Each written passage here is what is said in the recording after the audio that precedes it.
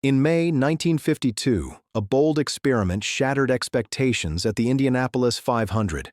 A radical diesel-powered race car, the Cummins Diesel Special, claimed pole position with a record-breaking speed that left Ferrari and all traditional gasoline engines in the dust. This was not just an upset, it was a revolution disguised as a truck engine, turbocharged to compete against the best, engineered to change racing forever. But its triumph would be fleeting. This is the story of how a diesel engine beat Ferrari, and the full-throttle drama that followed on the legendary Brickyard. This is the story of how one race car showed the world what diesel engines could do, set records that would stand for years, and then mysteriously vanished from Indianapolis forever. The roots of this moment stretch back more than a decade, to a man named Clessie Cummins and his vision for the diesel engine in America. Clessie wasn't an ivory tower engineer. He was a self-taught mechanic who built his first engines while tinkering in a basement shop. By 1919, with the help of banker William G. Irwin, he had founded the Cummins Engine Company in Columbus, Indiana, just 80 kilometers south of the Indianapolis Motor Speedway. He wasn't thinking about racing. He was thinking about power, efficiency, and proving that American industry could embrace diesel technology just like Europe had. But proving technology meant you had to take it somewhere important. You had to take it somewhere that mattered. You had to take it to Indianapolis. Cummins' connection to the Speedway ran surprisingly deep. The man himself, the founder, had actually worked on the pit crew for Roy Haroon when he won the very first Indianapolis 500 in 1911 in the famous Marmon Wasp. That race, that victory, that moment, it shaped Cummins' understanding of what was possible. If you could prove something at Indianapolis, you could prove it anywhere. Cummins entered cars in 1931, 1934, and 1950, each time using the Speedway as a testing ground for his engines and ideas. But those early attempts were tentative. They didn't win. They didn't turn heads. They were educational exercises, nothing more. Then came 1952, and everything changed. By the early 1950s, the racing establishment at Indianapolis had calcified. The Offenhauser engine dominated everything. The roadster design was becoming standardized. The car that won would look almost identical to a dozen others. To an outsider, the race was becoming predictable, mechanical, boring. Cummins looked at this landscape and saw opportunity. They could build something different. They could build something revolutionary. They could build something that would make the racing world take notice. In the fall of 1951, the company placed an order with Frank Curtis, the legendary California chassis builder, whose cars had won multiple Indianapolis 500s. They wanted a special machine. They wanted the engine laid on its side instead of upright. They wanted the drive shaft offset to the left of the driver.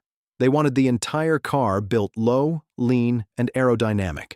Most radically, they wanted to use a turbocharged diesel engine. The engineering team understood the challenge they faced. The rules allowed diesel engines to be 6.6 liters, or about 400 cubic inches, more than twice the size of normally aspirated gasoline engines competing in the same race. This size advantage was crucial because the diesel, as a concept, was slower to rev and slower to produce peak power. But with the larger displacement, with the turbocharger, and with the ingenuity of Cummins engineers, they believed they could create something genuinely competitive. Fabrication began in the summer of 1951. The engine itself was a marvel of lightweight construction. Aluminum block, aluminum head, magnesium crankcase, materials chosen to keep weight down despite the engine's larger size. The turbocharger was cutting-edge technology. Turbochargers had been tested in racing before, but never successfully deployed, never proven, never integrated into a complete package like this. The number 28 Special took shape over months. It was remarkably low, with a cowl height of just 23 inches, so low that the tires stood taller than the body. This low profile served multiple purposes. It reduced drag, critical for aerodynamics at high speed. It lowered the center of gravity, improving handling, and it placed more weight on the inside wheels, crucial for a track that only turned left. The design philosophy was radical. The team had even taken the car to a wind tunnel in Wichita, Kansas to test aerodynamics. No Indy race car had ever been tested in a wind tunnel before. This was aviation technology applied to motorsports. This was the future, and Cummins was building it in secret. Through the winter and into early 1952, testing continued. Fred Agabashian, a tough little driver from Modesto, California, was chosen to pilot the car. Agabashian had credentials. He'd been racing for years on the West Coast. He was a champion in midget racing. He'd qualified for the Indy 500 before. He understood the speedway. He also understood how to keep his mouth shut. The more Agabashian drove the number 28 Special, the more he understood what Cummins had built. "We've got a rocket ship here," he told the engineers after a particularly promising test. The word spread only among the inner circle. Crew Chief Nev Reiners, the engineers, Don Cummins, Clessy's son, who was now running the company, they all knew. Nobody else did. Not the press, not the other teams, not the Indianapolis Motor Speedway establishment that might have found reasons to challenge the car's legality. The secrecy was strategic, and it was brilliant. Saturday, May 17, 1952, came with rain and cold weather. Qualifying for the 1952 Indianapolis 500 was a chaotic affair. Most teams had decided to sit out the poor weather conditions. They'd wait for a better day. Gasoline Alley was quiet. The track was slick. Then Fred Agabashian showed up. He took the number 28 to the track. He took his warm-up laps. And then, with barely any time left in the qualifying day, he went for the pole. The first lap, 139.104 miles per hour. The second lap, 138.206. The third lap, 137.931. The fourth lap, 136.820. The four-lap average, 138.010 miles per hour. The pole position for the 1952 Indianapolis 500. When officials posted the time, shock rippled through Gasoline Alley like an earthquake. Freddie Agabashian had just out-qualified everyone in the field by a significant margin. The man who'd barely spoken to anyone. The guy in the odd-looking car. The driver nobody had watched.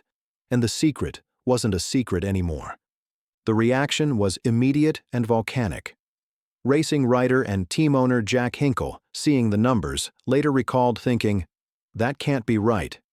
Check the watches. Something's wrong." Crew Chief Nev Reiners couldn't contain his amazement. "We clocked him at 139.014 miles per hour with 3 watches, but we just couldn't believe the car had gone that fast." Wilbur Shaw, the Speedway president and a legendary driver himself, issued an official statement.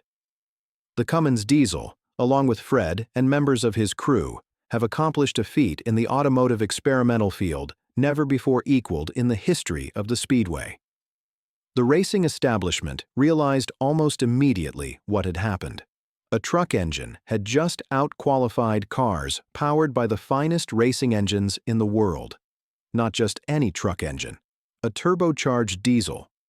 To put the scale of the shock into perspective, a Ferrari with a 12-cylinder gasoline engine, one of the greatest racing engines ever built, had only managed to qualify at 134.5 miles per hour in the same session. The Cummins had been more than 3 miles per hour faster. In 1952, 3 miles per hour was an enormous margin. The press went wild with speculation. Rumors flew about the engine's true horsepower, anywhere from 380 to 430 horsepower, depending on the source. The revolutionary turbocharged system was dissected in every racing magazine. The offset engine design, the low-slung chassis, the wind tunnel testing. All of it seemed to point to something genuinely new emerging at Indianapolis. Car and Driver, Motor Trend, Hot Rod. Every publication wanted answers about this mysterious diesel. Cummins issued statements about the PT fuel system, the new pressure-time injection technology that allowed their diesel to operate at racing speeds. The company understood the publicity value. This wasn't just about winning a race. This was about demonstrating to America that diesel engines belonged on the cutting edge, not just in trucks and construction equipment. The revelation electrified the racing world because it suggested that the carefully ordered hierarchy of Indianapolis, where the Offenhauser reigned supreme, could actually be disrupted. The competition at Indy in 1952 was fierce. Bill Vukovich had already proven himself as a phenomenal talent. He qualified 8th in the fuel injection special and would lead 150 laps in the race, only to suffer a steering failure 9 laps from victory, one of the most heartbreaking moments in Indianapolis history. Ferrari had brought a car and driver, Alberto Ascari, one of the world's best racing drivers. Ascari put together 4 qualifying laps with less variance than anyone in the field, a display of precision driving that amazed observers. He qualified 19th. During the race, Ascari drove brilliantly, rising to 8th place and executing a pass that drew gasps from the crowd. Then, on lap 40, disaster struck. The hub of his right rear wheel fractured. The Ferrari spun and came to rest in the infield. The great race car, the great driver, both stopped by a broken wheel that the Italian team had refused to replace with American magnesium alloys. Race day, May 30, 1952, arrived clear and hot. The crowd was massive, over 175,000 people packed into the speedway. The pole position belonged to Agabashian and his diesel. This was a moment the racing world had never seen before. A truck engine on the pole at the Indianapolis 500. The starting grid reflected a field of experimental ideas. There were cars with new designs, new suspensions, new fuel systems. But there was also proven technology, the Offenhauser engine in countless roadsters, driven by men who knew exactly what they were doing. The race began.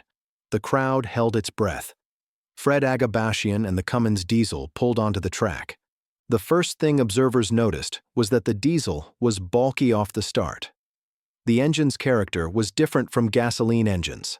The acceleration wasn't what the crowd expected. Where an Offenhauser would leap and charge, the Cummins took time to build power. In the opening laps, cars passed Agabashian. One after another, drivers who qualified behind him moved ahead. The crowd murmured nervously. Was the incredible qualifying speed a fluke? Was the diesel going to disappoint? Then, after the cars settled into their rhythm, things changed. Once warmed up, once the turbocharger spooled to full boost, the Cummins diesel began to run. Agabashian started to work his way through the field. He climbed steadily. He wasn't leading, but he was running well. He was 5th place for much of the race. The crew was satisfied. The fuel consumption was exactly what they'd predicted, 10 to 12 miles per gallon. The car was stable. The engine was holding together. Agabashian paced himself perfectly, managing the race, nursing the diesel through the distance. Crew chief Nev Reiners had called for one tire stop only, planned for lap 80 or so. The strategy was to avoid unnecessary pit stops, let the Cummins run its race, and see how far this radical experiment could take them.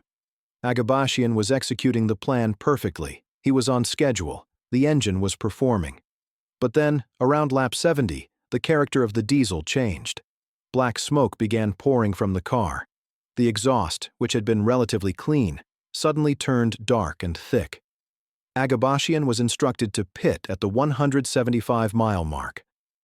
As the number 28 rolled into the pit, crew members immediately saw the problem. The engine was overheating, water temperature was climbing, something was wrong with the cooling system.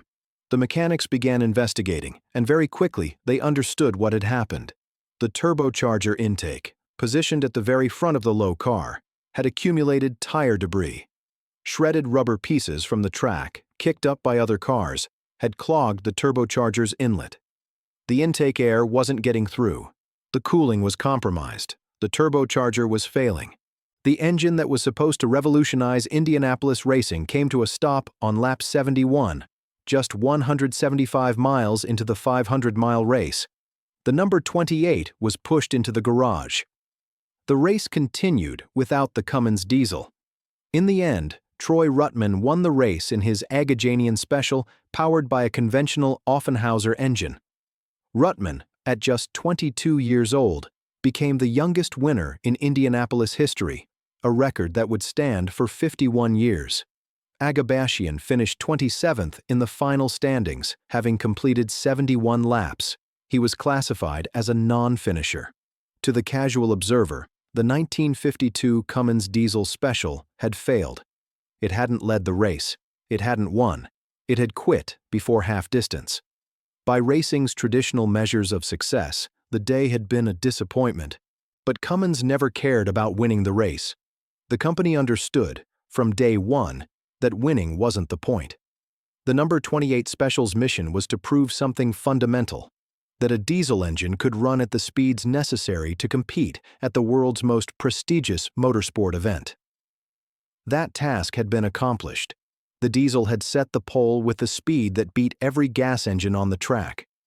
The diesel had run reliably for the first 70 laps. The diesel had been competitive. Don Cummins, overseeing the effort, understood this completely. He explained it to his team after the race.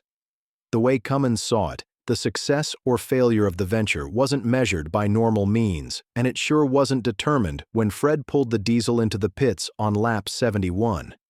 It was measured by proving to the world a diesel engine could produce power and do something few imagined it could do.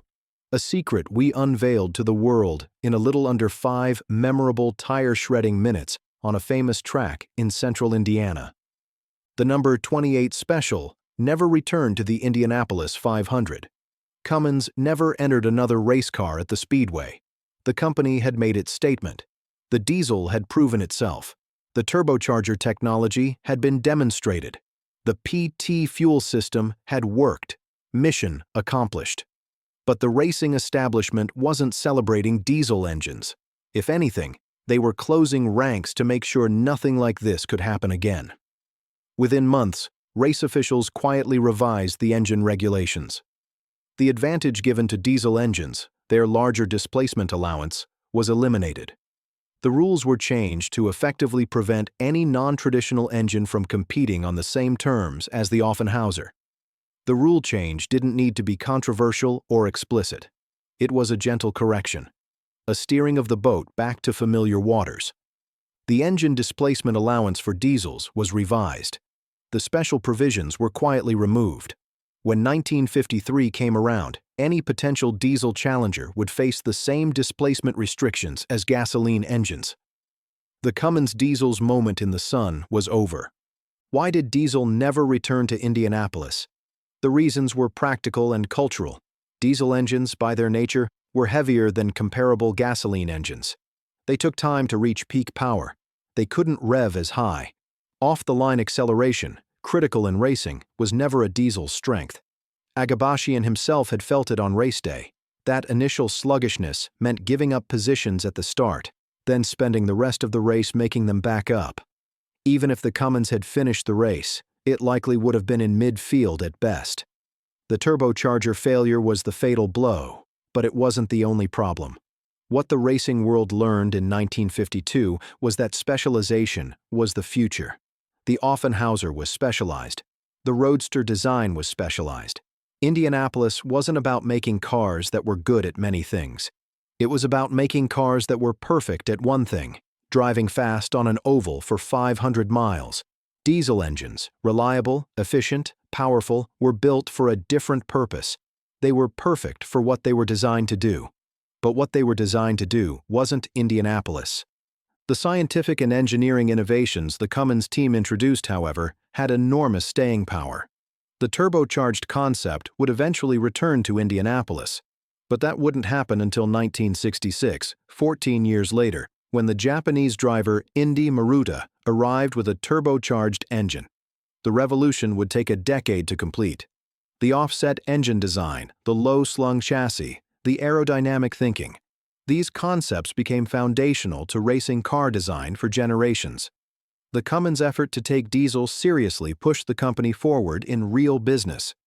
Sales of Cummins diesel engines accelerated through the 1950s. The company's reputation for innovation and reliability was enhanced by the Indy effort. The PT fuel system that debuted at Indianapolis became a standard that dominated the industry for decades. The PT system, with its low-pressure pump feeding a common rail and high-pressure unit injectors, was revolutionary. It allowed faster engine speeds, it was lighter, it was more efficient. It emerged from the development done specifically for the number 28 Special. That technology rippled through Cummins' entire product line. Plessy Cummins, the founder, had retired by the time the 1952 race happened. His son, Don, was now running the company. But the spirit of the founder, that belief in proving concepts through demonstration, that willingness to take risks on new ideas, that understanding that innovation requires showing your work publicly, that spirit was alive in every decision made about the number 28 Special. Plessy had proven it with his $1.39 cross-country road trip in 1929 using a diesel-powered Packard. The company knew that if you wanted people to believe in diesel technology, you had to show them something they couldn't dismiss. You had to put it somewhere important. You had to put it on the track where the world watched. The number 28 Special survived. After 1952, the car appeared in parades, at trade shows, at company functions. It became something of a museum piece, a relic of a bold experiment. For many years, it was displayed in a lobby at Cummins headquarters in Columbus, Indiana, just 80 kilometers from the speedway where it had made history. There it sat, barely noticed by most visitors, a yellow and red reminder of a moment when a truck company had challenged the racing establishment and done something that nobody had ever done before. Then, decades later, a retired Cummins engineer named Bruce Watson decided the number 28 deserved more than a lobby display. He undertook a restoration project that lasted years. The magnesium parts had to be reverse-engineered and remanufactured from scratch.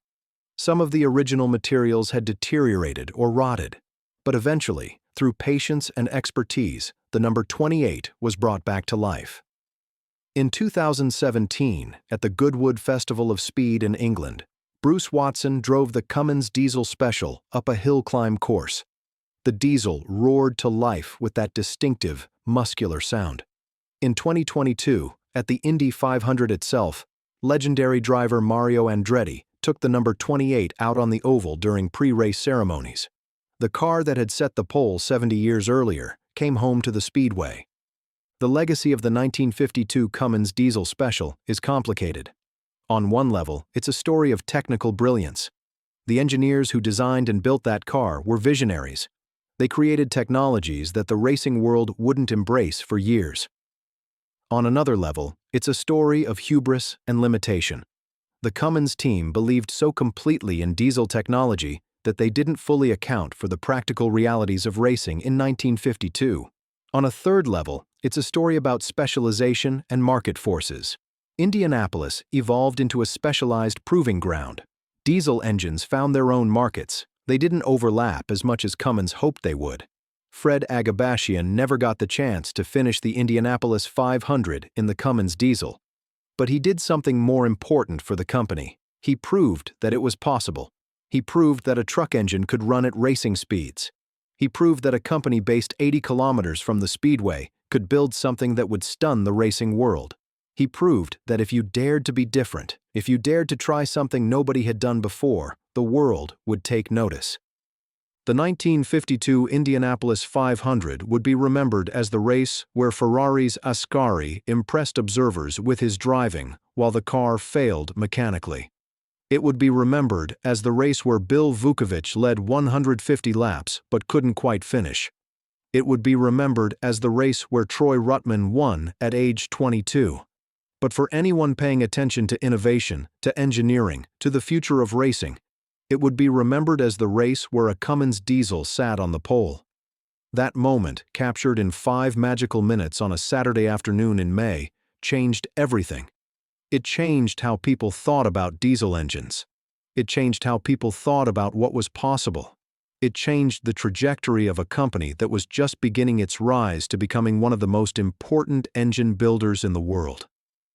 70 years later, when you start a Ram truck with a Cummins diesel engine, you're using technology that was refined in a race car that never even finished the race it was built for. That's the strange and wonderful truth about innovation. Sometimes the greatest victories don't show up on the scoreboard.